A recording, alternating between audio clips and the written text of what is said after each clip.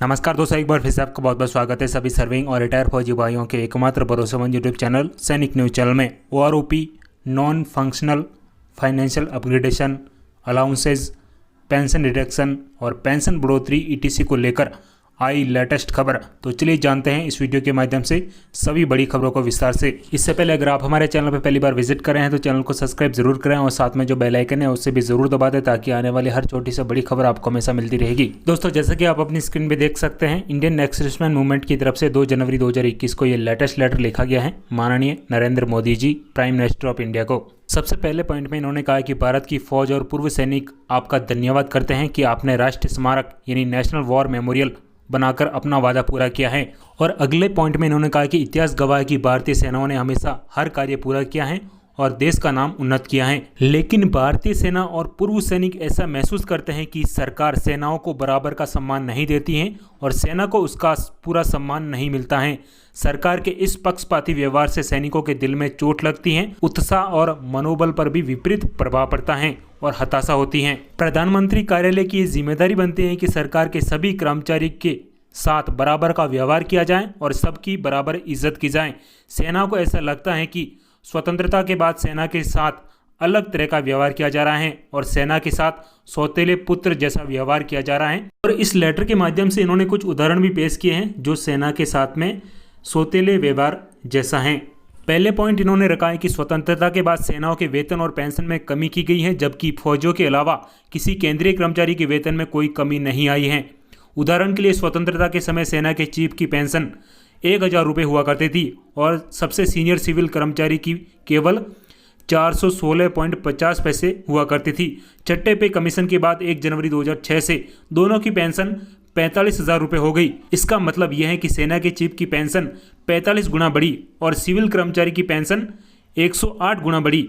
7वें पे कमीशन के बाद यानी 1 जनवरी 2016 से सेना चीफ की पेंशन 115 गुना बढ़ी और सिविल कर्मचारी की पेंशन 277 गुना बढ़ी। अगला पॉइंट इन्होंने रखा है कि केंद्रीय सरकार के कर्मचारियों को क्लास A के कर्मचारियों को नॉन फंक्शनल फाइनेंशियल अपग्रेडेशन दिया गया और सेना को केवल इसीलिए नहीं दिया गया कि सेना के फौज क्लास A के कर्मचारी नहीं हैं, जबकि यथार्थ में सेना के फौजी NFFU के सच्चे हकदार हैं, क्योंकि सरकार के 2009 के आदेश के अनुसार सेना का दर्जा क्लास A के कर्मचारी से ऊंचा है।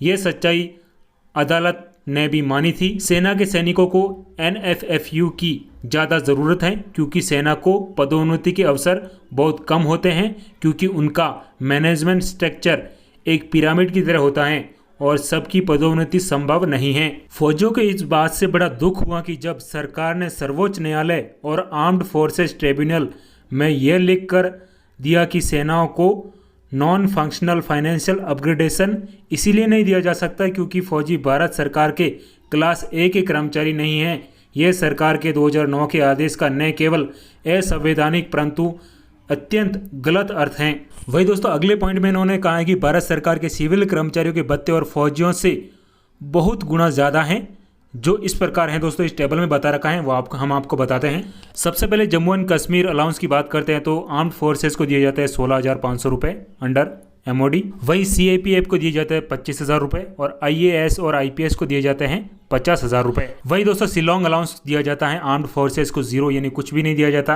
वही CAPF को दिया जाता है 10,000 रुपये प्लस और IAS और IPS को दिया जाता है 50,000 से 70,000 रुपये प्लस डबल HRA।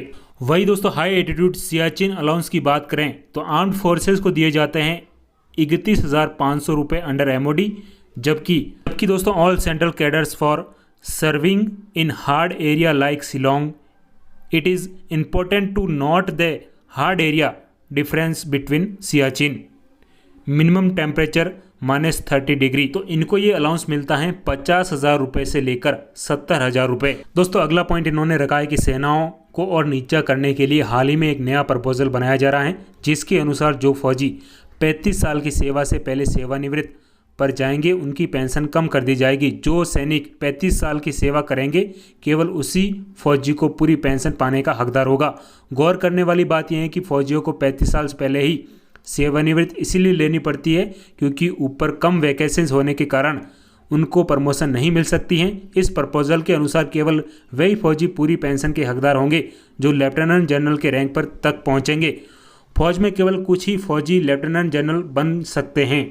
इसका अर्थ यह है कि 99.9% जवान, जेसीओ और ऑफिसर्स की पेंशन 25 से 50% कम कर दी जाएगी। इस तरह का कोई प्रपोजल सिविल कर्मचारियों के लिए नहीं बनाया जा रहा है। यह एक और उदाहरण है कि सेनाओं को सौतेले पुत्र जैसा व्यवहार मिलता है। वही दोस्तों, इन्होंने आगे वन रैंक वन पेंशन का मुद्दा भी उन्होंने उठाया है कि हमें असली वाली वन रैंक वन पेंशन जो है वो नहीं मिली है, ये केवल वन टाइम इंक्रीमेंट है। सरकार को इस मांग को भी पूरा करना चाहिए। आपको बता दें कि इसको लेकर यानी असली आरोपी की मांग को लेकर सुप्रीम कोर्ट में भी केस दायर किया गया है। वो केस अभी चल रहा है, अभी फाइनल नहीं हुआ है। इस लेटर के माध्यम से लास्ट में इन्होंने प्रधानमंत्री जी से आग्रह किया है कि जल्द से जल्द इन मुद्दों पर विचार करके प्रभारी कर्मचारियों को इनको कार्यान्वित करने के आदेश जारी किए जाएं। सेनाओं को नॉन फंक्शनल फाइनेंशियल अपग्रेडेशन शीघ्र अतिशीघ्र दिया जाए। ईएसएम सदस्य मंडल बुलाकर ओआरओपी की कमियों को दूर किया जाए, जिससे उच्चतम न्यायालय में इस बात पर कोई टकराव की स्थिति पैदा न हो।